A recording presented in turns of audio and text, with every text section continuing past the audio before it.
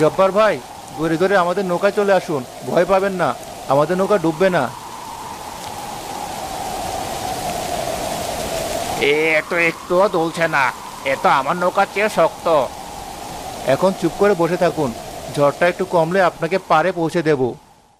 কিছুক্ষণ পর ঝড়ের বেগ কিছুটা কমে আসলে বাদল জব্বারকে তার বাড়ির ঘাটে পৌঁছে দেয়।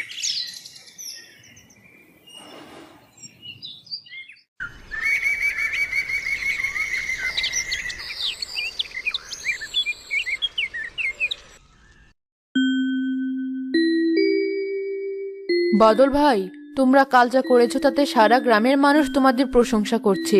নিজেদের জীবনের ঝুঁকি নিয়ে তোমরা জব্বারের মতো একটা মানুষকে বাঁচিয়েছো। আরে না না, তেমন কিছু না।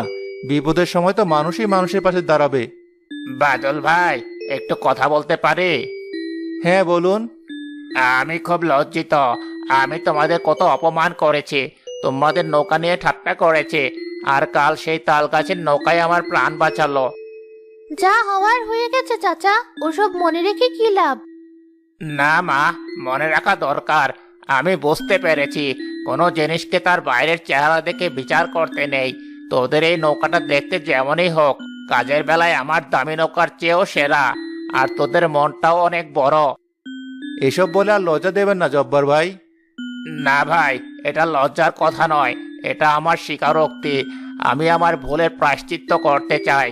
আজ থেকে এই বাজারে যত নৌকা চলবে, কারো কাছ থেকে আমি কোনো ভাড়া নেব না। এই বন্যা যতদিন থাকবে, সবার জন্য পারাপার বিনামূল্যে। এটা আমার তরফ থেকে গ্রামের জন্য সামান্য সেবা। সাবাস জব্বার, দেরিতে হলেও তোমার সুমতি ফিরেছে দেখে ভালো লাগলো। আর বাদল, তুমি আর তোমার মেয়ে বৃষ্টি এই গ্রামের গর্ব।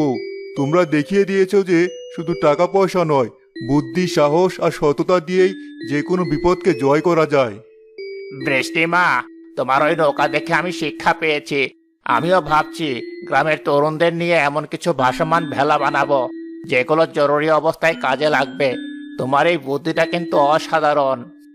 ধন্যবাদ চাচা।